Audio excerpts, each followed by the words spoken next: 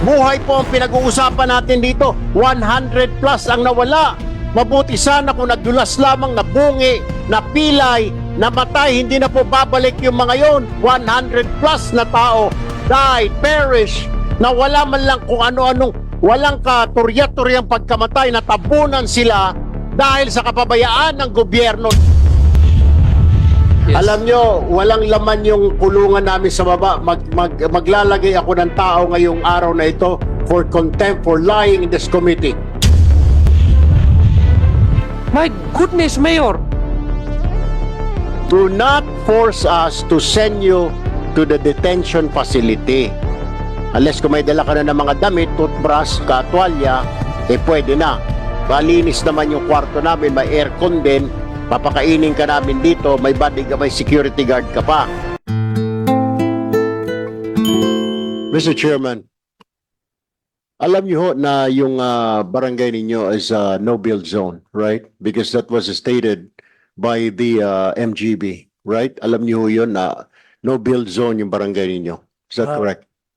Narinig ko lang po yun, pero wala akong hinahawakan na dokumento. Narinig mo. So hindi ho ninyo nagkaroon na po ng mga landslide sa lugar ho ninyo at sa mga kalapit na barangay, hindi pa rin ho kayo nagtataka bakit may landslide? Hindi pa rin ho kayo gumawa ng mga precautionary measures? Hindi ho kayo nagtanong sa munisipyo? Kasi sabi po ng MGB, nabigyan nila every year, binibigyan nila ng report ang munisipyo. Hindi ho kayo binigyan ng munisipyo, Chairman? Mr. Chair, 2009 po hanggang 2013, hindi pa ako yung ang naglilingkod bilang punong barangay. And then, pag-assume ko ng office po ng 2013, wala pa akong hinahawakan na dokumento doon ng no-build zone. Rinig-rinig lang. Nang dumating yung 2017, doon pa ako nakahawak ng dokumento na no-build zone. In short, Chairman, Mr. Chair, merong kayong alam na no-build zone yung iyong barangay. Tama po ba, Mr. Chair? Tama yun po, Mr. Chair, pero wala akong hinahawakan na papel at saka yung mga... Pero, hindi, Mr. Chair, sinabi ho ninyo na 2017, alam nyo na ho na no-build zone yung lugar ninyo. Paano nyo nalaman na no-build zone yon? Kasi yun na ang... na kami yun ng Mr. Chair na paralan para reopen for temporary. At doon na nakita ko yung dokumento po. Anong dokumento yung nakita mo, Mr. Chair? Anong dokumento yung nakita mo na no-build zone? Yung bigay ng MGB po na 2008 po, 2008 pa. 2008 pa. Okay. So ang tanong ko, balikan ko, dahil sinabi mo kanina, hindi mo alam, etc., na no-build zone yon. Ngayon, sinasabi mo na no-build zone. So alam mo na no-build zone, bakit pinayagan mo na tumayo ng mga istruktura doon sa lugar na yon, Mr. Chair? Mr. Chair, yung existing na po ng mga bahay doon, noong 2008 pa yun na mga bahay. Andun na yun na hindi nasalanta, hindi nasali sa nasalanta. Okay. Mr. Chair, hindi ka ba nagtaktaka kung bakit may mga bahay doon? Hindi ka ba nagtanong sa munisipyo bakit may bahay po rito? Mr. Chair, At na-inform nyo ho ba, Mr. Chair, yung mga tao na delikado itong kinalalagyan ng bahay ninyo, Mr. Chair? Mr. Chair, nung inuulit ko po, 2009 po, dahan-dahan nang bumalik na ang mga tao na hindi pa ako naglilingkod bilang isang punong barangay. Nang nag-assume ako ng 2013 po, marami na pong tao doon at may mga bahay-bahay na rin. Okay, Mr. Chair, I will direct my question out to MGB. MGB, kailan ho ninyo binigay yung no-build zone na warning sa barangay, sa local government? In 2008, Mr. Chair. 2008, okay. Where's the mayor of Mako? Your Honor. Kayo ho yung mayor.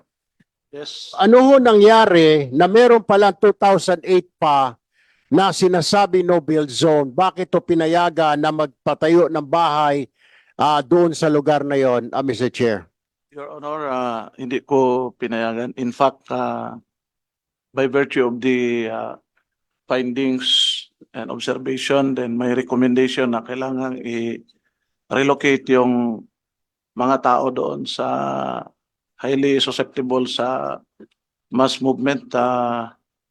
Nagpasa agad tayo ng resolution for the immediate relocation ng mga tao sa considered as permanent relocation site doon sa isang barangay, sa barangay Kinuban. That was Mayor, can you 2000 speak louder? Meron akong problema. Ako, personal, meron akong problema sa pandinig. Pasensya na. Pero matapa ako. 2009 may pinasa kami na resolution by virtue of that yung recommendation ng MGB, yung geohazard assessment nila. So 2009 Your Honor. Mr. Chair, 2009, meron kayong resolusyon na no-build zone. Bakit may mga bahay na nagsisitayuan doon, Mr. Chair? Actually, nilipat namin and then meron din I think during sa remaining term ko as municipal mayor, that barangay specifically yung Zone 1 naging ghost area yan, ghost barangay. No, Mr. Chair. Malinaw ho ang tanong ko sa iyo, Mayor, bakit natayuan pa ng bahay yung lugar na yan na no-build zone? 2009 pa pala sinasabi ng MGB na no-build zone yan. Bakit may bahay? Hindi po magtatayo ng bahay doon, Mr. Chair, kung hindi mo binigyan ng mga building permit na mga bahay, ng mga eskwelahan, ng mga kung ano-ano pa, barangay hall, kung wala kayong binigyan ng building permit. Are you telling me, Mr. Chair, you did not issue a building permit, Mr. Chair? Yes, Your Honor, wala akong binigyan dyan na building permit. Wala kang binigyan na building permit, Mr. Yes, Chair. yes. Pero hindi mo na monitor na nagtatayuan na ng bahay sa lugar na yon? Wala kang report, wala kang tao, hindi nagre-report ng barangay captain mo na Mayor, may nagtatayo po ng bahay dito sa no-build zone. Actually, kasama na yan sa kuan na Your Honor, yung sa pre-disaster management. Kaya nga, Permission. Mr. Chair, wala kayong ginawa ni Mayor, ni Chairman, ng office mo na may mga bahay na nagsisitayuan doon despite the fact na may sabi na ang MGB na bawal magtayo and hinayaan lang ninyo, hinayaan ng office mo, hinayaan ni Barangay Chairman. Your Honor, may marching order ako niyan. We have to strictly comply and follow the recommendation na no-build zone yung Meron ho ba, Mr. Chair, kayong ebidensya na may binigay kayo na instruction, communication sa barangay chairman dahil magiging responsibilidad ng chairman yon o ng inyong office of the engineering department, Mr. Chair? as far as I could recall, Your Honor, may mga series of issuances din ako by virtue of the geohazard assessment ng MGB. Mr. Chair, can you submit that issuances? Is that written or is that just verbal issuances? Black and white na Your Honor. Can you submit that in this committee? We want to see that as of now, issuances that you're talking about, Mr. Chair. As of now, Your Honor, tanungin ko muna kung itong mga kasama ko with regards to that dahil kailangan pa-retrieve ko, pa-sorry. Pero- Mayor, pasensya ka na. Pangalawang committee hearing po natin ito. Ito pong mga tanong sa iyo is pabalik-balik. Nung last po na nag-committee hearing tayo, tinanong din ho ito, hindi lang ho ni Congressman Erwin Tulfo, pati na rin itong representation, marami din po kami nagtanong. So dapat naidala nyo na po, kasi yun lang pong pandepensa ninyo eh. Lahat po nagsasalita dito, always po sa local government. Sana dinala ninyo. Your Honor, actually, andito man yung mga, nabigay ko na nga yung last congressional inquiry natin, Your Honor. Yeah, with the indulgence of Congressman Tupo, we are indeed in receipt of resolution that the Sangguniang Panlalawigan adopted, but this is pertaining to the reopening of the elementary school in Zone 1, which is actually declared as a geohazard. Ang tanong po ni Congressman Erwin Tulfo sa inyo ay pagdating po doon sa mga building of residence doon sa area na iyon. Kasi ang tanong po kanina kay Barangay Chairman ni Congressman Erwin is, bakit mo hinayaan? Ang sabi po ni Barangay Chairman, wala po akong nakikitang notice from NGB, wala po akong nakikitang off limits, naririnig-rinig ko lang. So binalikan po kayo ni Congressman Erwin Tulfo. At ang sabi po ninyo ay meron po kayong issuances ng mga notice na no, ano yan, off limits yan, no building zones. Kaya nga po, request namin, ano po yung mga issuance na yan? Meron po kayong papel. Your Honor, I believe yung mga issuances is dahil kung ano yung ma-receive ko from the MGB as municipal mayor, i-furnish ko agad sa 37 barangays ng municipality of Mako. Mr.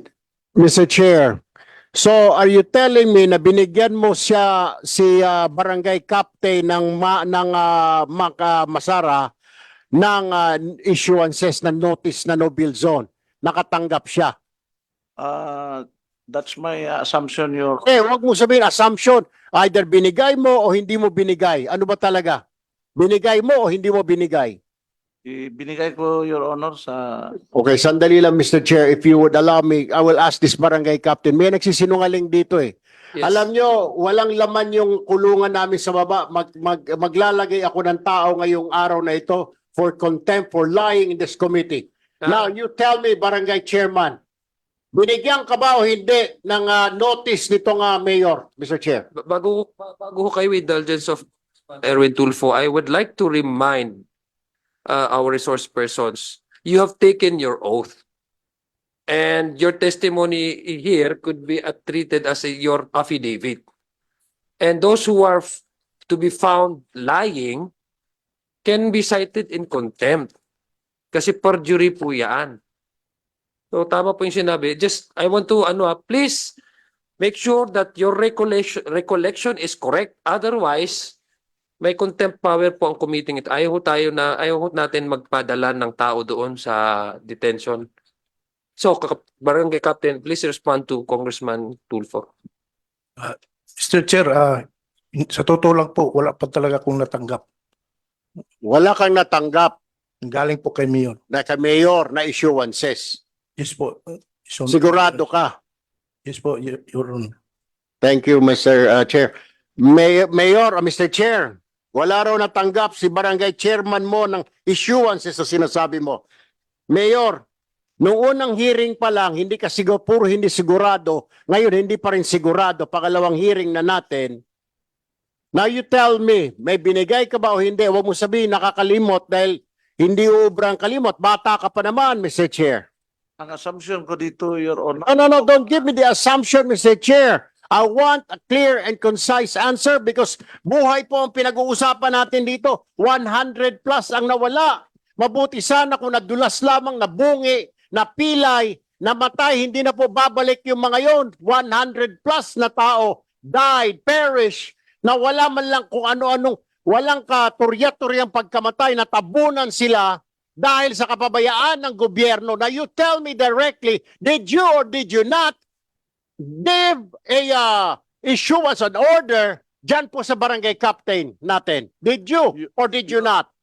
Your Honor, I mean yung inherent function ng barangay at saka when I receive advisory from the FGB, so yun ang Mayor, bigyan niyo Tinatouch kami po ng sa- papeles na meron ho Yes. kayong meron ho kayo. Please, Comsec, can you confirm, can you please can you send somebody to approach the mayor and take hold of that? The pages. Oo. dapat may I receipt. received them from the office. Tama sa barangay. Barangay office na rin yung mga. Ano sila binasa? Your Honor, copy furnish. Yes, please continue. Yes. Your Honor, copy furnish yung all barangays ko, yung 37 na barangays ko. Mr. Chair, yung barangay captain ba na yan, nung binaba mo yan, eh siya na yung barangay captain ngayon?